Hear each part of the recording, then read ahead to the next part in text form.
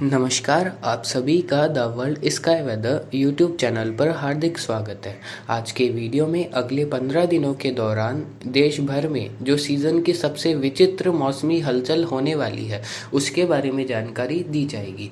विचित्र मौसमी हलचल से हमारा यह प्राय है कि सीज़न में पहली बार बंगाल की खाड़ी तथा अरब सागर में वेदर सिस्टम बनने की संभावनाएं काफ़ी प्रबल दिखाई दे रही है और उन वेदर सिस्टम में से एक से दो सिस्टम चक्रवाती तूफान का रूप भी ले सकते हैं, यानी कि साइक्लोनिक स्टॉर्म भी बंगाल की खाड़ी तथा अरब सागर में आने वाले 15 दिनों के दौरान बनने की संभावनाएं दिखाई दे रही है। तो वह चक्रवाती तूफान जो बनेंगे वह भारत के किन राज्यों को प्रभावित कर सकते हैं और उनकी वजह से अगले 15 दिनों के दौरान देश के विभिन्न भागों में किस प्रकार बारिश की गतिविधियां होने की संभावनाएं दिखाई दे रही है, उसके बारे में इस वीडियो में एक डिटेल्ड इन्फॉर्मेशन दी जाएगी। इसके अलावा मानसून के लिए भी अपडेट देंगे कि 10 जून तक देश के किन राज्यों को मानसून कवर कर सकता है। तापमान की स्थिति अगले 15 दिनों के दौरान देश के सभी राज्यों में किस प्रकार रह सकती है उसके बारे में भी जानकारी देने का प्रयास इस वीडियो में रहेगा। तो आप सभी इस वीडियो को पूरा ज़रूर देखिएगा और अगर आपको यह जानकारी अच्छी लगती है और आप इस चैनल पर नए हैं तो इस वीडियो को लाइक और इस चैनल को सब्सक्राइब जरूर करिएगा। आप सभी अपनी स्क्रीन पर देख सकते हैं, यह अगले 15 दिनों में होने वाली बारिश का एक मोटा मोटा पूर्वानुमान the world sky weather channel के द्वारा लगाया गया है। तो इस मैप में आपको काफ़ी सारे कलर्स दिखाए जा रहे हैं। सबसे अधिक बारिश होने की संभावनाएं अगले 15 दिनों के दौरान पूर्वी भारत, दक्षिण भारत, पश्चिम भारत और उत्तर पूर्वी भारत के क्षेत्रों में दिखाई दे रही है। अगर सबसे पहले सिस्टम्स की बात कर लेते हैं तो अभी वर्तमान में अंडमान एंड निकोबार आइलैंड के उत्तरी भागों के आसपास एक चक्रवाती हवाओं का क्षेत्र यानी कि एक साइक्लोनिक सर्कुलेशन बना हुआ है। अगले 24 से 48 घंटों के दौरान इसके उत्तर पश्चिम दिशा में बढ़ने और एक लो प्रेशर एरिया में कन्वर्ट होने की संभावनाएं रहेंगी, यानी कि यह सिस्टम एक निम्न दबाव का क्षेत्र 18 या फिर 19 मई के आसपास पश्चिम बंगाल की खाड़ी के क्षेत्रों की तरफ बन सकता है। इसका ट्रैक आंध्र प्रदेश के क्षेत्रों की तरफ दिखाई दे रहा है, जिसकी वजह से उन क्षेत्रों में इसकी वजह से बारिश की गतिविधियों में बढ़ोतरी अब जल्द देखने को मिलने वाली है तथा कई इलाकों में भारी बारिश की संभावनाएं भी उन क्षेत्रों में इस सिस्टम की वजह से रहेगी। यह सिस्टम उन क्षेत्रों को प्रभावित करके उत्तर पूर्वी दिशा में बढ़ते हुए उत्तर पूर्वी बंगाल की खाड़ी के आसपास के क्षेत्रों तक पहुंच जाएगा। हालांकि इस सिस्टम के इससे फर्दर इंटेंसिफाई होने के चांसेस नहीं हैं। इसके अलावा अगले वेदर सिस्टम की बात करते हैं जो बंगाल की खाड़ी में 23 मई से लगाकर 30 मई के मध्य के समय में बनने की संभावनाएं हैं। 23 मई और 24 मई के आसपास दक्षिणी बंगाल की खाड़ी में एक चक्रवाती हवाओं के क्षेत्र के रूप में इस सिस्टम का फॉर्मेशन हो सकता है। यह सिस्टम मध्य बंगाल की खाड़ी के आसपास आकर 26 मई के आसपास एक लो प्रेशर एरिया का रूप ले सकता है। 27 मई को इस सिस्टम के डिप्रेशन में बदलने की संभावनाएं है। 28 मई को इस सिस्टम के एक चक्रवाती तूफान का रूप लेने और उत्तरी बंगाल की खाड़ी के आसपास के क्षेत्रों पर पहुंचने की प्रबल संभावनाएं फिलहाल दिखाई दे रही है। ऐसा ही पूर्वानुमान GFS और ECMWF मॉडल का है कि यह सिस्टम 26-27 मई के आसपास एक चक्रवाती तूफान का रूप भी ले सकता है। और इस सिस्टम के ट्रैक की बात की जाए तो अभी ECMWF मॉडल का जो पूर्वानुमान है उसके अनुसार यह सिस्टम उत्तरी ओडिशा और दक्षिणी पश्चिम बंगाल के आसपास के क्षेत्रों पर लैंडफॉल कर सकता है 29 मई की शाम के आसपास, यानी कि इस सिस्टम का लैंडफॉल 29 या फिर 30 मई के आसपास हो सकता है उत्तरी ओडिशा यानी कि नॉर्थ ओडिशा से लगाकर साउथ वेस्ट बंगाल के आसपास। और अगर यह सिस्टम उन क्षेत्रों की तरफ लैंडफॉल करता है तो उन क्षेत्रों में भारी से अति भारी और कुछ इलाकों में अत्यंत भारी बारिश की गतिविधियां दर्ज हो सकती है। अभी फिलहाल इस सिस्टम के चक्रवाती तूफान बनने की संभावनाएं 60% है और इससे फर्दर इंटेंसिफाई होने के चांसेस 40% तक दिखाई दे रही हैं। इस मैप में इस सिस्टम से होने वाली बारिश को ऐड नहीं किया गया है क्योंकि अभी इस सिस्टम के ट्रैक को लेकर पूरी तरह से कंफर्मेशन नहीं हुआ है। अगले 2 से 3 दिनों के दौरान जब पूरी तरह से कंफर्मेशन आ जाएगा इस सिस्टम को लेकर, तो अगर यह सिस्टम पूर्वी भारत के क्षेत्रों की तरफ लैंडफॉल करने के चांसेस होंगे तो मैप में इस सिस्टम से होने वाली अत्यंत भारी बारिश को भी इंक्लूड कर दिया जाएगा। फिलहाल अब अरब सागर के सिस्टम की बात कर ली जाए तो जैसे ही बंगाल की खाड़ी सक्रिय होगी, अरब सागर के भी सक्रिय होने की संभावनाएं काफ़ी प्रबल दिखाई दे रही है। जिस प्रकार पिछले 3 से 4 वीडियो में बताया गया था कि अरब सागर में 24 मई से लगाकर 5 जून के मध्य के समय में एक चक्रवाती तूफान बनने की संभावना है, तो अभी वैसा ही होता हुआ दिखाई दे रहा है। ECMFW मॉडल का पूर्वानुमान निकल कर आ रहा है कि अरब सागर में 23 मई से लगाकर 29 मई के मध्य के समय में एक चक्रवाती तूफान से लगाकर भीषण चक्रवाती तूफान बन सकता है। ऐसा पूर्वानुमान ECMWF मॉडल का है और इसकी वजह से जो पश्चिमी हवाएं हैं वह भी पश्चिम तटीय भारत के क्षेत्रों पर काफ़ी तेज़ी से टकराएगी, जिसकी वजह से मुंबई से लगाकर केरल तक के इलाकों में भीषण बारिश की गतिविधियां 23 मई से 30 मई के मध्य के समय में देखने को मिल सकती है। फिलहाल इस सिस्टम के बारे में ही जानकारी देते हैं। तो जो पूर्वानुमान ECMFW मॉडल का है उसके अनुसार यह सिस्टम 23-24 मई के आसपास एक डिप्रेशन का रूप ले सकता है। फिलहाल इसका फॉर्मेशन 22 मई को ही देखने को मिल सकता है एक लो प्रेशर एरिया के रूप में, और 23-24 मई का समय आएगा तो यह सिस्टम एक डिप्रेशन का रूप ले लेगा। उसके बाद 26 मई के आसपास इस सिस्टम के चक्रवाती तूफान में बदलने की संभावनाएं ECMWF मॉडल के द्वारा जताई जा रही है, और उसके अनुसार तो यह संभावनाएं दिखाई दे रही है कि यह सिस्टम उत्तरी अरब सागर के क्षेत्रों की तरफ पहुंचकर गुजरात के क्षेत्रों की तरफ लैंडफॉल कर सकता है।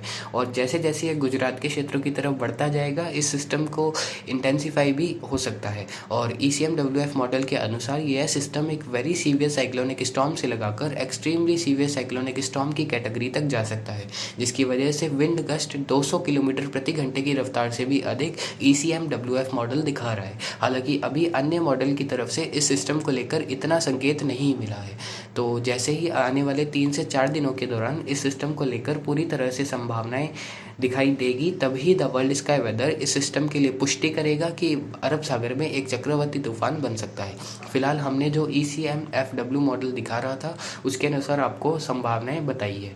और अब अगले 15 दिनों में इन सिस्टम की वजह से होने वाली बारिश की बात करें तो उत्तर पश्चिम भारत से ही शुरुआत करेंगे। तो अगले 24 से 48 घंटों के दौरान एक नए पश्चिमी विक्षोभ के प्रभाव से उत्तर पश्चिम भारत के पहाड़ी राज्यों, वहीं पंजाब, हरियाणा, दिल्ली और उत्तर पूर्वी राजस्थान, दक्षिण पूर्वी राजस्थान के कुछ इलाकों में मेघ गर्जन की संभावनाएं रहेंगी, तथा जहां जहां मेघ गर्जन के साथ बारिश होगी, तेज बारिश की गतिविधि व ओलावृष्टि की गतिविधि अगले 24 से 48 घंटों के दौरान कुछ एक इलाकों में देखने को मिल सकती है। हालांकि कोई वाइड स्प्रेड बारिश होने के चांसेस तो नहीं दिखाई दे रहे हैं, फिर भी कुछ एक इलाकों में इस प्रकार की बारिश की गतिविधि हो सकती है।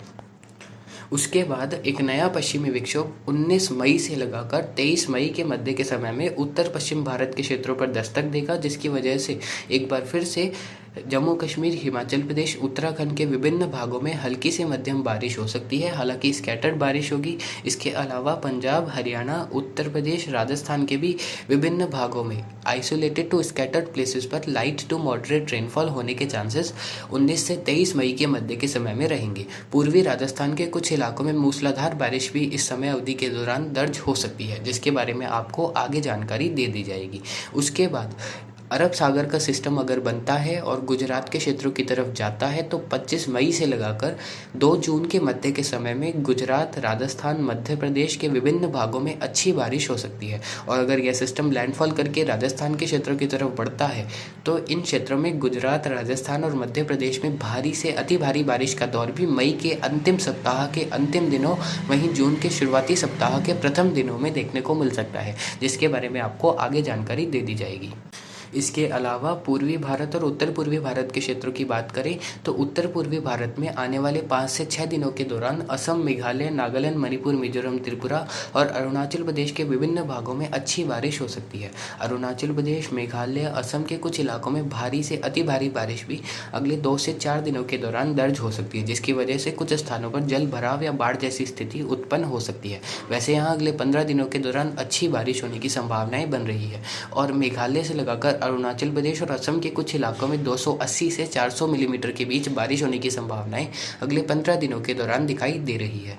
पूर्वी भारत में भी अगले 2 से 3 दिनों के दौरान झारखंड, छत्तीसगढ़, उड़ीसा, पश्चिम बंगाल में scattered to fairly wide spread places पर थंडरस्टॉर्म के साथ बारिश की गतिविधियां हो सकती है। 18-19 मई से आगे बारिश की गतिविधियों में इन क्षेत्रों में बढ़ोतरी होगी और अगर बंगाल की खाड़ी का सिस्टम उस समय अवधि के दौरान इन क्षेत्रों की तरफ आता है तो भारी से अति भारी और कुछ इलाकों में अत्यंत भारी बारिश का दौर 25 मई से 2 जून के मध्य के समय में इन क्षेत्रों में भी देखने को मिल सकता है, जिसमें प्रोनाउंस्ड इम्पैक्ट 28 मई से 2 जून के मध्य के समय में देखने को मिलेगा। कुल मिलाकर कहें तो पूर्वी भारत के बिहार, झारखंड, छत्तीसगढ़, उड़ीसा, पश्चिम बंगाल में मेघ गर्जन के साथ बारिश का दौर अगले 15 दिनों के दौरान लगातार जारी रहने की संभावना है। मध्य से लगाकर दक्षिण भारत के क्षेत्रों की बात करें तो महाराष्ट्र, तेलंगाना, आंध्र प्रदेश, कर्नाटक, केरल और तमिलनाडु में आने वाले 15 दिनों के दौरान सबसे अधिक बारिश होने की संभावनाएं हैं। सबसे अधिक बारिश का मतलब है कि दक्षिणी मध्य महाराष्ट्र, कर्नाटक के पश्चिमी और उत्तरी भाग, इसके अलावा केरल और पश्चिमी तमिलनाडु में जैसे जैसे 21-22 मई का समय आएगा पश्चिमी हवाएं प्रभावी होने लगेगी और यहाँ भीषण बारिश की गतिविधियाँ दर्ज होने लगेगी। भीषण बारिश से मतलब है कि भारी से अति भारी बारिश का दौर 21 मई से 30 मई के मध्य के समय में पश्चिम भारत के तटीय क्षेत्रों की तरफ देखने को मिल सकता है। और जैसे अगर अरब सागर का सिस्टम बनता है और उत्तर की तरफ बढ़ता है तो पश्चिमी हवाएं बहुत अधिक इन क्षेत्रों की तरफ प्रभावित हो सकती है और यहाँ बहुत अधिक बारिश हो सकती है। मुंबई से केरल के क्षेत्रों में 23 मई से 29 मई के मध्य के समय में 280 मिलीमीटर से 600 मिलीमीटर के बीच बारिश की गतिविधियां दर्ज होने की संभावनाएं बहुत सारे मॉडल्स के अनुसार जताई जा रही है। इसके लिए वहां रेड अलर्ट जारी किया जाता है। और जो सिस्टम अभी बंगाल की खाड़ी में बना हुआ है वह आंध्र प्रदेश और तेलंगाना के क्षेत्रों की तरफ बढ़ेगा तो लगभग 18 मई से 23 मई के मध्य के समय में उन क्षेत्रों में भी विभिन्न भागों में भारी बारिश और कुछ स्थानों पर अति भारी बारिश की गतिविधियां दर्ज हो सकती है। कुल मिलाकर अगले 15 दिनों के दौरान देश के सभी राज्यों में अच्छी खासी बारिश और कुछ राज्यों में बहुत भीषण बारिश होने की संभावनाएं रहेंगी, बहुत तूफानी हवाओं के साथ। अब मानसून की प्रोग्रेस के लिए अपडेट दे देते हैं। तो जिस प्रकार आप अपनी स्क्रीन पर देख रहे हैं अभी फ़िलहाल मानसून केरल के क्षेत्रों की तरफ बढ़ता हुआ अगले 5 से 6 दिनों के बाद देखने को मिल सकता है। अभी फ़िलहाल मानसून की वर्तमान स्थिति की बात करें तो अंडमान एंड निकोबार आइलैंड के मध्य क्षेत्रों की तरफ मानसून ने कवर कर लिया है और कुछ अरब सागर के दक्षिणी भागों को भी मानसून ने कवर कर लिया है। आने वाले 2 से 3 दिनों के दौरान इसके दक्षिण केरल, दक्षिण श्रीलंका और मध्य बंगाल की खाड़ी तक पहुँचने की संभावना रहेंगी। यानी कि संपूर्ण अंडमान एंड निकोबार आइलैंड को मानसून अगले 2 से 3 दिनों के दौरान कवर कर लेगा। इसके अलावा अरब सागर के भी कुछ और दक्षिणी भागों के आसपास मानसून की स्थिति अगले 2 से 3 दिनों के दौरान दर्ज हो सकती है। केरल में मानसून की दस्तक 22 से 24 मई के मध्य के समय में होने की संभावनाएं हैं। यानी कि 1 सप्ताह पहले मानसून की दस्तक केरल के क्षेत्रों में हो सकती है और 25 मई तक मानसून की दस्तक केरल के मध्य से लगाकर उत्तरी भाग और तमिलनाडु के उत्तरी भागों तक हो सकती है। हालांकि इस मैप में आपको नहीं दिखाया गया है, यह पूर्वानुमान मेरे अनुसार बनाया गया है। 3 जून तक मानसून दक्षिण भारत के संपूर्ण क्षेत्रों को कवर कर सकता है। इसके अलावा उत्तर पूर्वी भारत और पूर्वी भारत के भी कुछ इलाकों को मानसून 3 जून तक कवर कर सकता है। 10 जून तक मानसून संपूर्ण महाराष्ट्र, छत्तीसगढ़, उड़ीसा, पश्चिम बंगाल, तेलंगाना, इसके अलावा बिहार और पश्चिम बंगाल के संपूर्ण क्षेत्रों को 10 जून तक मानसून के कवर करने की संभावनाएं फिलहाल के अनुसार दिखाई दे रही है। हालांकि इस मैप में आपको 10 जून के मानसून की लाइन थोड़ी सी नीचे दिखाई दे रही है, लेकिन अभी फिलहाल मुझे ऐसा लग रहा है कि मानसून बहुत तेजी से मध्य और उत्तर पूर्वी भारत और दक्षिण भारत के क्षेत्रों को कवर कर सकता है। और अगर ये ऐसी ही मानसून की स्पीड रही तो गुजरात, मध्य प्रदेश, राजस्थान, उत्तर प्रदेश में 15 जून तक मानसून की दस्तक हो सकती है। हालांकि ऊपर 21 मई लिखा हुआ है राजस्थान में मानसून के प्रवेश के लिए, लेकिन अगर ऐसी ही स्पीड रहती है तो 10 से 15 जून के मध्य के समय में राजस्थान में भी मानसून की दस्तक धमाकेदार एंट्री के साथ हो सकती है, जिसके बारे में आपको आगे जानकारी दे दी जाएगी। अब एक छोटी सी समरी वीडियो के लास्ट में दे देते हैं, तो आप सभी अपनी स्क्रीन पर देख सकते हैं। फर्स्ट पॉइंट है, a low pressure area will form in Bay of Bengal during next 72 hours and will move towards Tamil Nadu and Andhra Pradesh coast. A depression or a cyclone will form in Bay of Bengal between 25th to 30th May and will move towards Odisha and Pashchim Bengal coast. एक depression या फिर चक्रवाती तूफान बंगाल की खाड़ी में 25 से 30 मई के मध्य के समय में बन सकता है, जो कि ओडिशा या फिर पश्चिम बंगाल के क्षेत्रों पर लैंडफॉल कर सकता है। अनदर डिप्रेशन और strong cyclone may form in Arabian sea between 24th to 29th May and may move towards Gujarat और ओमान कोस्ट।